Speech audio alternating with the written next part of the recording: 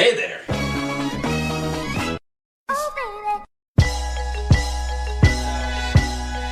You know, this bike, it's kind of a Frankenstein bike. It was a camber, it says camber. Now it's technically a stump jumper.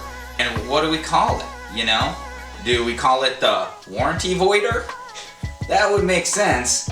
When you think about it, you really got to, just like Cameron, take the cam, put an apostrophe, and throw the jumper on the end. Because, you know, just like how 90s and 2000s hip hop segued into current day, you got to adapt to get what you want.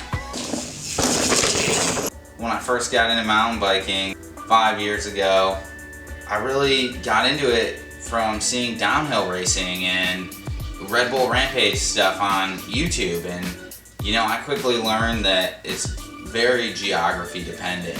I adapted a bit and kind of fell into the cross-country race scene in, you know, the Michigan area, and I feel like I lost my way a little bit.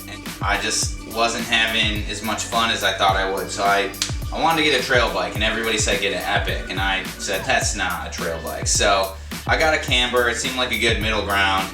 I was stoked on it. It got me riding the type of stuff I always wanted to ride, but before I knew it, I felt like it just wasn't enough bike. And there's a lot of naysayers around here. They kept telling me, you know, you don't need this much bike. This is Michigan. I kind of just looked at them and said, hey man, if you're going fast enough, anything's a jump. I was on the fence about, you know, do I get a camber, do I get a stump jumper? And then I read that they utilize most of the same parts, and that's the moment it clicked.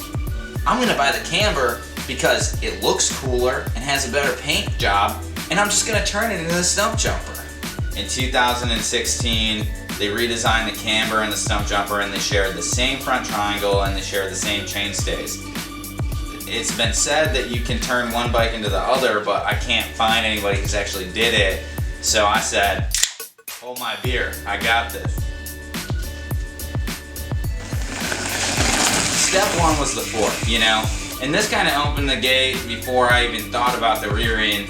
Jared Graves this year at Sea Otter took a camber and won the downhill and the enduro with a 160mm Pike up front. Or maybe it was an Olins, I don't know. But he put a big fork on the camber, so I'm like, you know what, this Fox 34 120mm gotta go. Bought a 140 Pike, put it on my camber, man, my dreams started to come true. How can I just open this up even more? How can I live the life that I know I need to be living? And the answer was clear. I needed to do a rear end swap and turn my camber into a stump jumper that says camber on it.